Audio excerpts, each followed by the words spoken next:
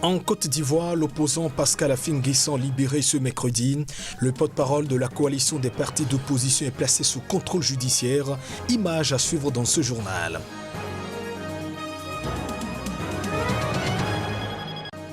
En Centrafrique, l'opposition demande l'annulation de l'élection présidentielle du dimanche dernier. La communauté internationale juge pourtant le scrutin crédible. Des milliers d'électeurs n'ont pu se déplacer le jour du vote.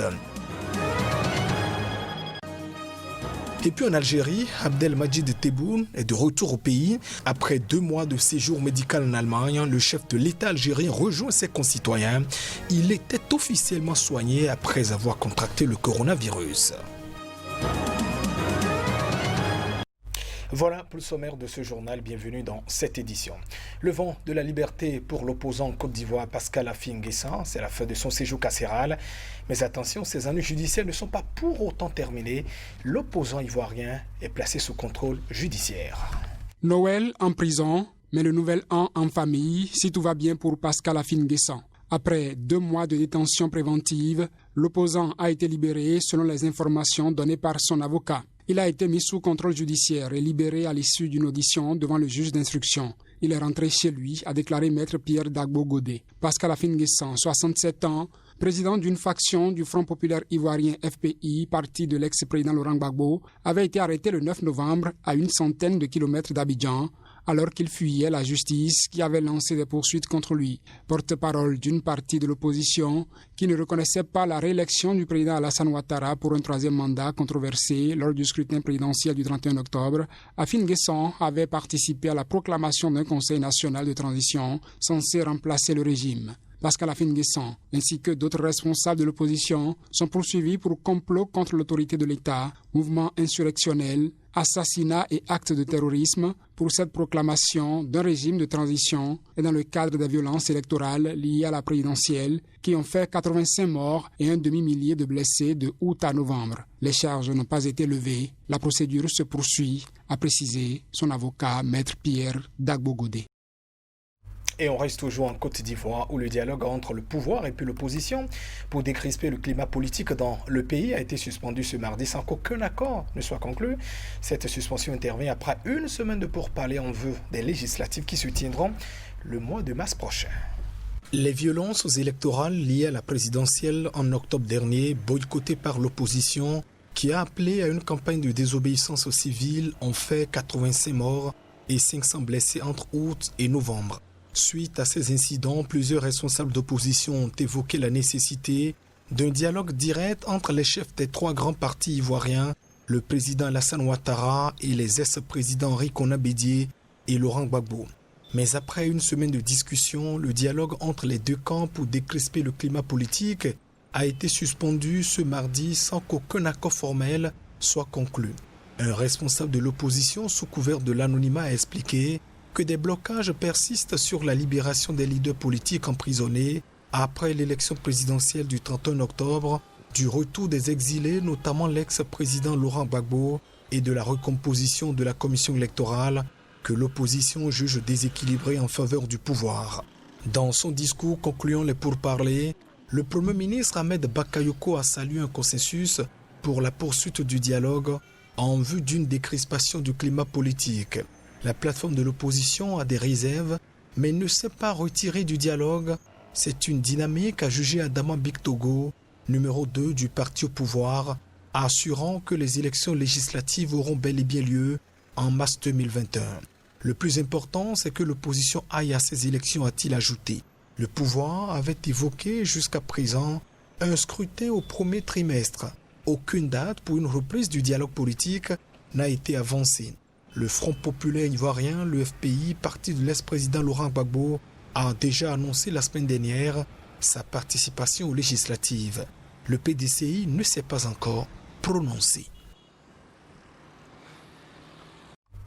Et cette demande de l'opposition en Centrafrique, elle veut l'annulation du scrutin du dimanche dernier, un avis que ne partage pourtant pas la communauté internationale qui trouve l'élection présidentielle du dimanche dernier en Centrafrique crédible et légitime. Les images. Un scrutin perturbé par des rebelles. 2 tiers du pays sont sous contrôle de groupes armés ayant empêché des milliers de Centrafricains de voter, des bourrages d'urnes, un nombre de votants dépassant celui des inscrits. Bref, les raisons évoquées par la coalition de l'opposition démocratique COD 2020 pour soutenir sa demande d'annulation des élections sont nombreuses. C'est à travers un communiqué qu'elle a fait savoir sa position. La coalition de l'opposition démocratique COD 2020 regroupe les plus importants partis et mouvements de l'opposition et avait déjà exigé le 19 décembre le report des élections pendant que des groupes rebelles menaient une offensive contre le président sortant Faustin Archange Touadéra et promettaient de marcher sur Bangui. Cette coalition était présidée jusqu'à il y a peu par l'ancien président François Bozizé, dont la candidature avait été invalidée et qui a apporté dimanche officiellement son soutien aux rebelles. Pour la COD 2020, les élections de dimanche n'ont pas été justes et inclusives et ne sont nullement l'expression de la volonté du peuple centrafricain. Elle pointe également l'absence des observateurs nationaux et internationaux dans l'arrière-pays et des dépouillements des résultats qui n'ont pas été faits aussitôt à la fin des votes. Avant ce communiqué, le ministre de l'administration du territoire centrafricain avait déclaré lundi que sur un total de 71 sous-préfectures, 29 n'ont pas voté. Le rapporteur général de l'autorité nationale des élections avait aussi indiqué que dans 6 autres sous-préfectures, il n'y a eu qu'un vote partiel. C'est à cette autorité que la COD 2020 attribue entre autres les irrégularités qu'elle dit avoir observées pour ces élections. C'est une mascarade, écrit-elle, et cite comme coupable en plus de l'autorité nationale des élections, le régime de Touadéra, le G5+, particulièrement le représentant spécial du secrétaire général des Nations Unies en Centrafrique. Et on reste en Centrafrique pour évoquer ces remarques faites par les observateurs. Arc-en-Ciel est un réseau d'observateurs des dernières élections dans le pays. Le réseau a donc publié ses observations pendant ces élections. Il a remarqué, entre autres, qu'il y avait un vote massif par dérogation. Suivons ici un extrait des constats effectués sur le terrain. Et nous avons constaté qu'un grand nombre de votes par dérogation a été considérable. Et le pourcentage, c'est 81,45% de dérogation. Dans environ 22% des cas, des électeurs se sont vus refuser l'accès au vote, principalement par défaut de carte d'électeur. À 3 jours de la fin de mandat des membres de l'ANE, il s'est avéré que la présidente de l'ANE a procédé à la délivrance des certificats de radiation à des électeurs qui ont voté massivement. Dans les bureaux de vote que nous avons observés à Bangui, il y avait eu plus de milliers de cas de vote par dérogation. D'où nous demandons à l'autorité nationale des élections de publier les résultats de bureaux de vote, les résultats bureau de vote par bureau de vote, tout en mentionnant le nombre des votes par dérogation. C'est peut-être une contagion en Afrique. Le Parlement du Gabon, réuni en congrès, a adopté à une écrasante majorité la nouvelle constitution. La révision voulue par le président Ali Bongo a été adoptée par 204 votants sur les 229. Retenez, il n'y a eu aucune abstention. Le test de la Constitution révisée est passé dans les 2 chambres du Parlement gabonais comme une lettre à la poste. Le 15 décembre, les députés ont adopté le projet sans changer une virgule. Idem ce lundi 28 décembre pour les sénateurs. L'objectif de la révision, selon le gouvernement, est de combler les vides juridiques. Un recul démocratique, ont dénoncé les élus de l'opposition minoritaire dans les 2 chambres du Parlement. Parmi les dispositions révisées qui font couler d'encre et de salive, il y a l'article 13 sur l'intérim du président de la République en cas de vacance du pouvoir.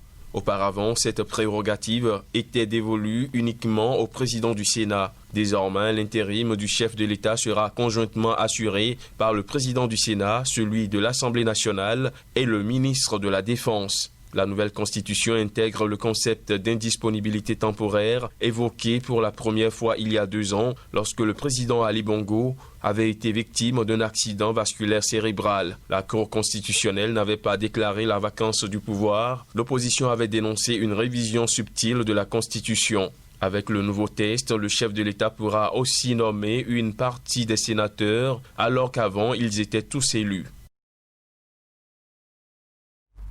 Le président Abdelmadjid Tebboune rentre en Algérie après un séjour de 2 mois en Allemagne où il a été soigné du Covid-19, mettant donc fin à une longue période d'incertitude dans un pays confronté à une crise sanitaire, politique et économique.